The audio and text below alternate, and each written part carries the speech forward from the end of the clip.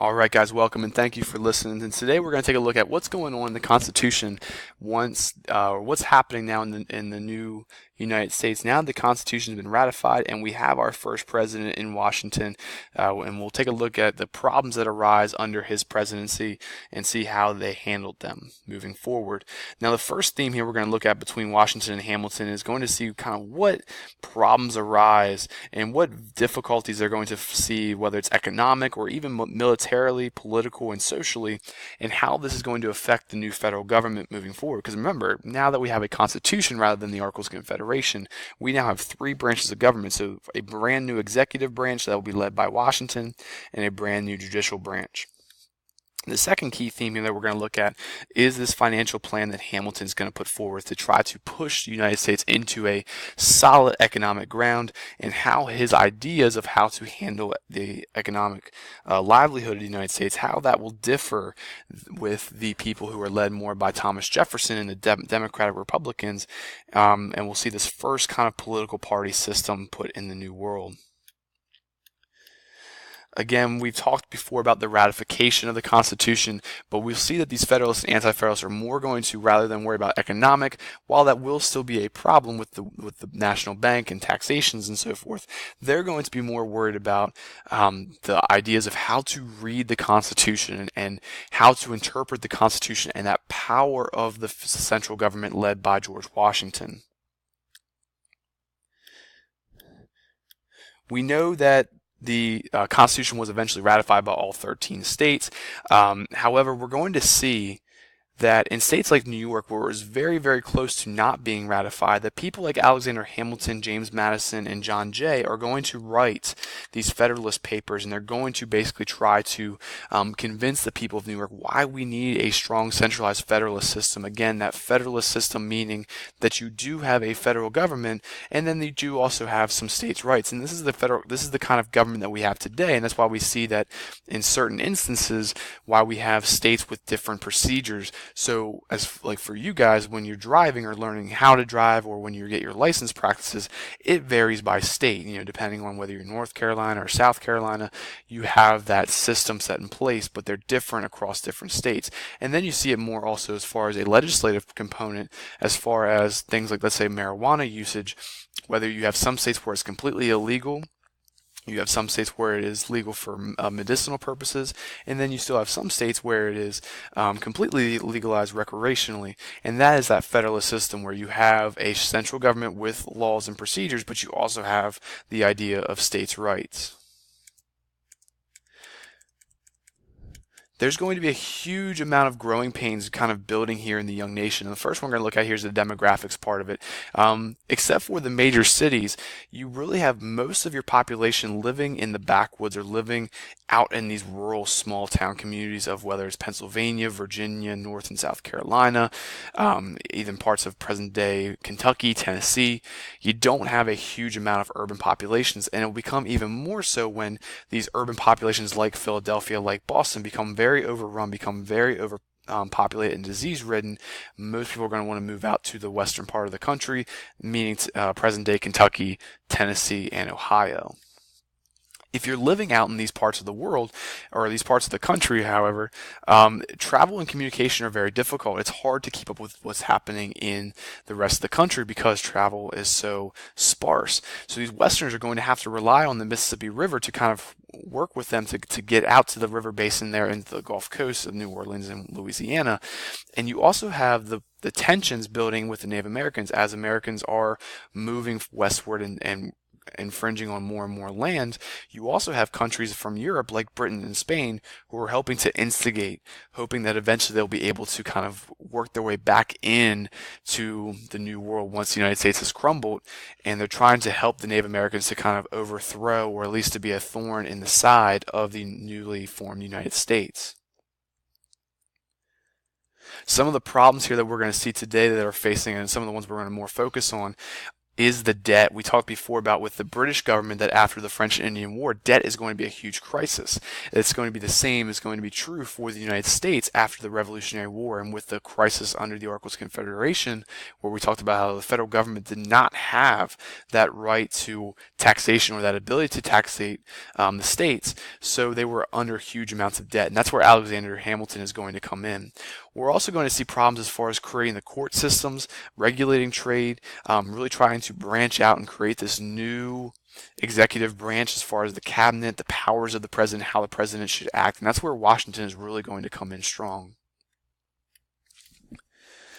So, fun fact, Washington is going to be the only unanimous president ever appointed, and he's going to have John Adams be elected as his vice president. And the Federalists are going to dominate the first set of federal governments in 1789. They're going to hold 44 of the 52 seats in the House of Representatives, and obviously then with Washington and John Adams, who are both siding with the Federalists, they're going to have a huge amount of power in the executive branch as well. Now, Washington is going to know, and this is what is very important about Washington's presidency, he knows that he needs to set what's called a precedent, or a kind of a plan for his next line of presidents to follow, so they know exactly how they should act in certain situations, how much power they should have, etc. He's going to pay very much attention to the image of the presidency as far as even how to address the president when you speak to him. When you ever hear it on a TV show or in a movie or on the news, they refer to him as Mr. President. And that was a way to kind of show that the president is not a king. That was a fear that was still resonating very strongly in the New World because they had just broken away from the king. They did not want to put a new one put in place. Now, with the cabinet that's going to be elected or that's going to be picked under George Washington, you're going to see this cabinet members who specialize in certain areas, whether it is the economics, the military, foreign relations.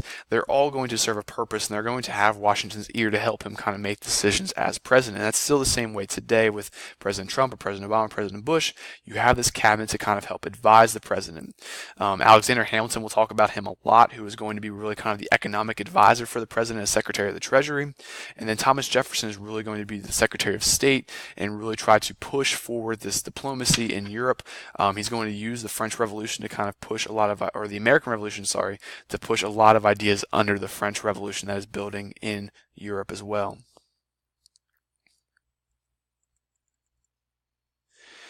Now, the Bill of Rights is something that's going to be eventually added here or amended to the Constitution. Again, these amendments are additions to the Constitution. And the Bill of Rights will make up the first 10 amendments. And this is going to eventually be written by James Madison as a way to kind of ensure that the Constitution gets passed, because the Anti-Federalists are not supportive of the Constitution the same way that the Federalists are.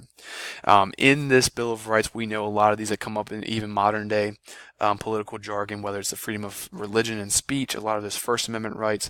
You have the ability to print things that you want without being arrested. You have the ability to protest without being arrested. You have the right to defend yourself from search and seizure. You have your ability to be really prevented against cruel and unusual punishments. You have the right to trial by jury. There's numerous things that they wanted to make sure that the central government did not infringe on the rights of people. Again, they're very conscious. They do not want to go back to the same form of government that was under the British rule.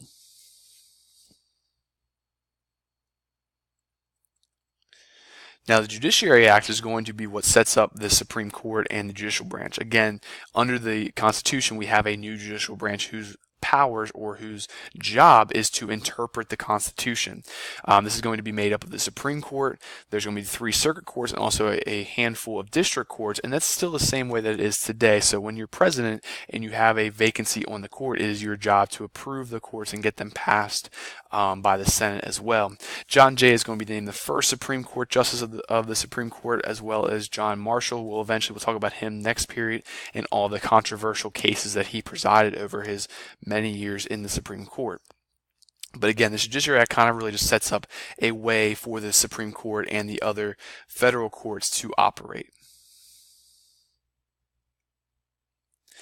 We're going to see a huge fraction between the Founding Fathers as far as how to read and interpret the Constitution, and it will be kind of led by the Federalists under Alexander Hamilton and the Thomas Jefferson with the Jeffersonian Republicans. And what we're going to see is that not only economically, but also just the way we interpret the Constitution is going to be the major split. So let's take a look here first at the financial plan or the financial progress of Alexander Hamilton, how under Secretary of Treasury he wants to push forward this new idea of how to create a strong economic United States. His major problem or his major solutions is going to be to help the investors, help the northern economies who are mostly dictated on trade, investments, what we would consider like Wall Street today, and being allowed to allow these creditors, these bankers, to make money to help everybody else. Okay, so this is going to vary completely different than that of the Democratic Republicans, who are more kind of the yeoman farmers, or the idea of subsistence farming, where you don't need these strong investments. He wants to also make sure that we pay off our debts, or that the U.S. allows for the state debts to be accrued in the national debt, so we can buy the debt from the states, and that will also kind of strengthen the relationship between the states and the federal government. Remember, Alexander Hamilton wants a stronger federal government. He's also going to want to create what's called the Bank of the United States, and we're going to see this Bank of the United States come up multiple times, even into the 1820s and 1830s with President Andrew Jackson.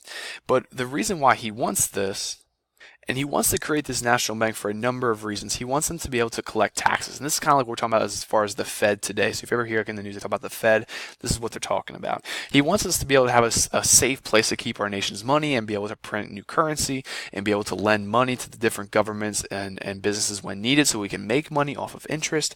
And this is going to be heavily proposed by that of Jefferson and James Madison.